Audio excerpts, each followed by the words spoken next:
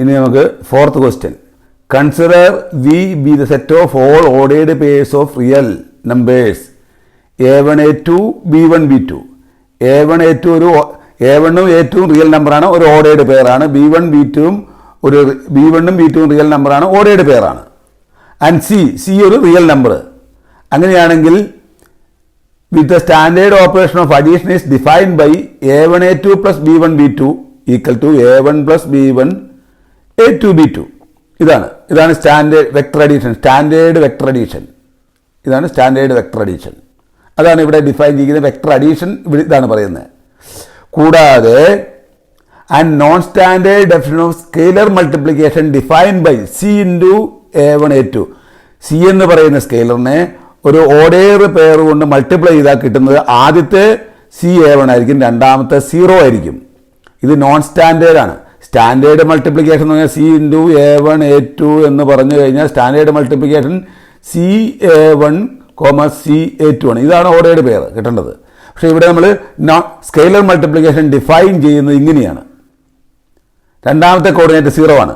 അങ്ങനെയാണെങ്കിൽ ഈ അഡീഷനും vector അഡീഷനും scalar മൾട്ടിപ്ലിക്കേഷനും ഒരു വെക്ടർ സ്പേസിൻ്റെ 10 ആക്സിംസ് ശരിയാവുമെന്ന് പ്രൂവ് ചെയ്യണം. ഇതാണ് നമ്മൾ പ്രൂവ് ചെയ്യേണ്ടത്. അപ്പോൾ ആദ്യത്തെ ഓരോന്നോരോന്ന് നോക്കാം നമുക്ക്. ആദ്യത്തെ കണ്ടീഷൻ ക്ലോസ്ഡ് അണ്ടർ അഡീഷൻ.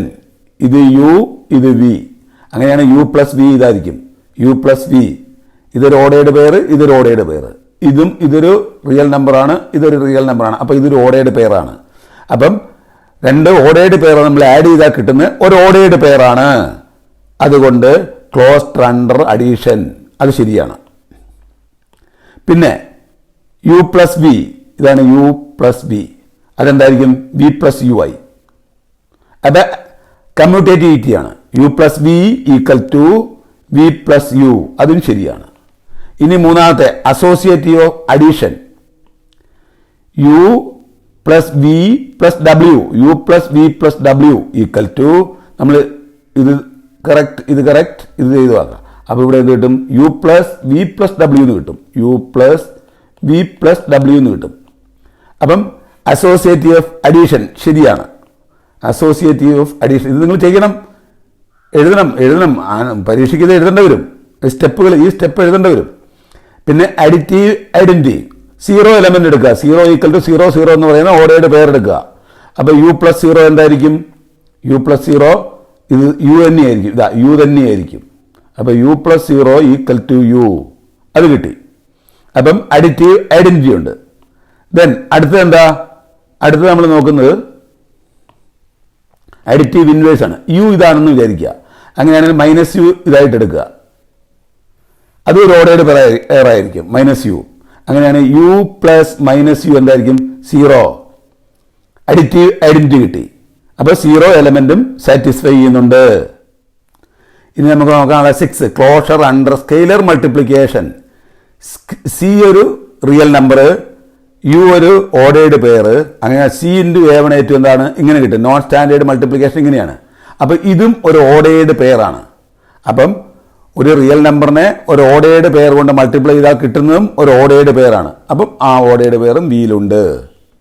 അപ്പം closure under scalar മൾട്ടിപ്ലിക്കേഷനാണ്.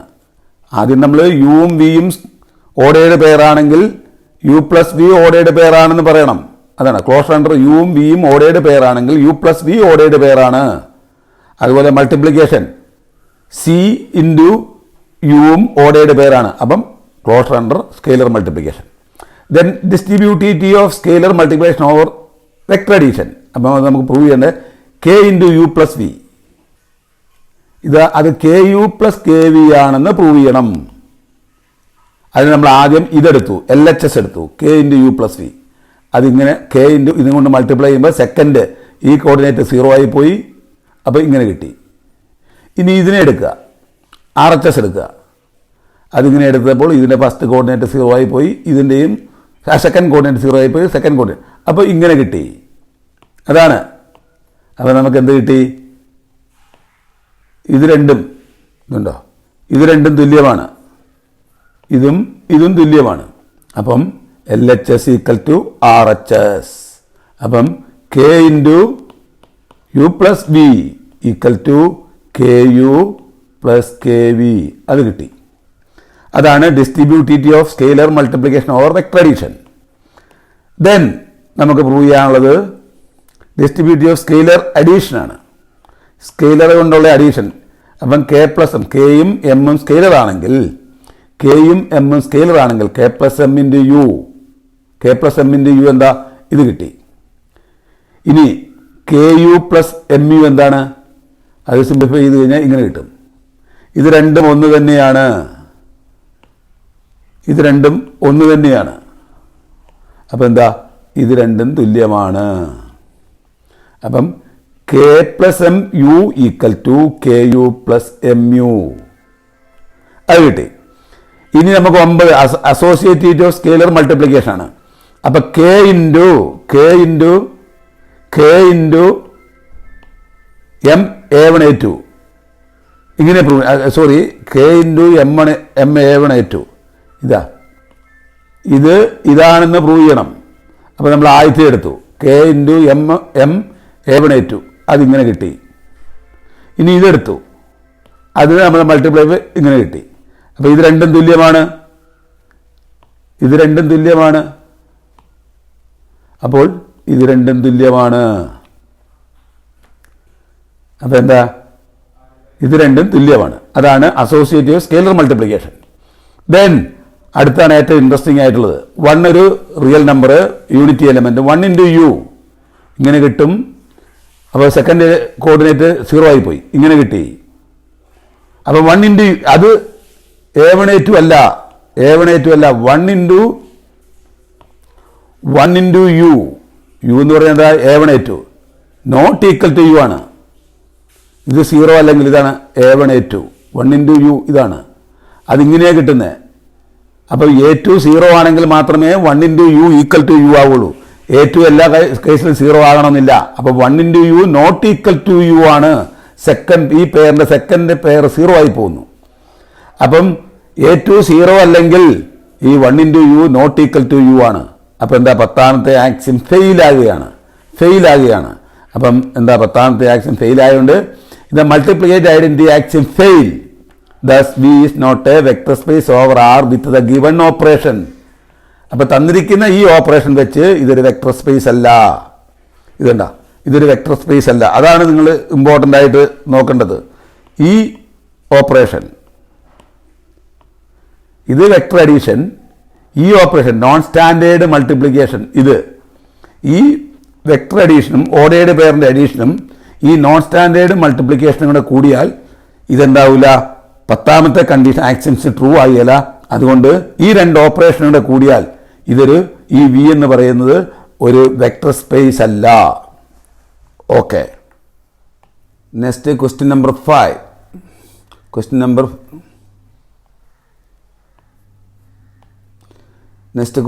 5.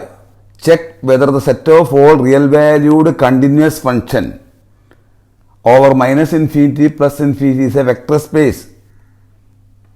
Addition is defined by f plus gx equal to fx plus gx and scalar multiplication c of f of x equal to c into f of x. അപ്പം എഫും ജിയും രണ്ട് continuous real valued ഫംഗ്ഷനാണ് minus infinity plus ഇൻഫിനിറ്റിയിൽ. അങ്ങനെയാണെങ്കിൽ ഇത് ഒരു vector space ആണെന്നാണ് നമുക്ക് പ്രൂവ് ചെയ്യേണ്ടത്. സി എന്ന് പറയുന്ന ഒരു സ്കെയിലറും. അപ്പോൾ ആദ്യം നമ്മൾ ഇത് പ്രൂവ് ചെയ്യണം. അപ്പം വെക്ടർ അഡീഷൻ നമ്മളിവിടെ പറഞ്ഞിട്ടുണ്ട്. എന്താണ് കണ്ടിന്യൂസ് ഫംഗ്ഷൻ്റെ അഡീഷൻ ഇവിടെ പറഞ്ഞിട്ടുണ്ട്.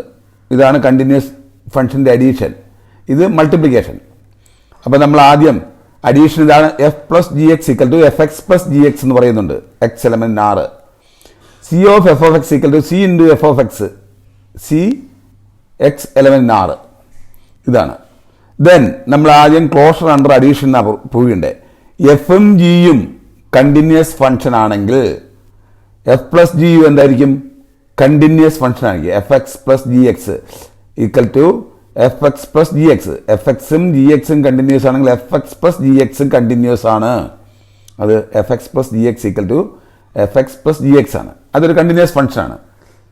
എഫും ജിയും കണ്ടിന്യൂസ് ആണെങ്കിൽ എഫ് എക്സ് പ്ലസ് ജി എക്സും കണ്ടിന്യൂസ് ആണ്. അപ്പോൾ കണ്ടിന്യൂസ് ആണ്. Closed under addition. Then commutative addition. F plus G X equal to G plus F X ആണ്. F plus G equal to G plus F ആണ്. അതുകൊണ്ട് commutativity ഉണ്ട്. Then മൂന്നാമത്തത് existence of associative of addition. F plus G X plus H of X equal to F X plus G plus H of X. ഇതും ശരിയാണ്. അപ്പം associative addition ഉണ്ട്. Then additive identity വേണം. 0x എന്ന് പറയുന്ന ഒരു കണ്ടിന്യൂസ് ഫംഗ്ഷനാണ്. അപ്പം F plus 0x equal to F of X. അപ്പോൾ 0x അഡിറ്റീവ് ഐഡന്റിറ്റിയാണ്. ദെൻ നമുക്ക് അഡിറ്റീവ് ഇൻവേഴ്സ് കാണണം.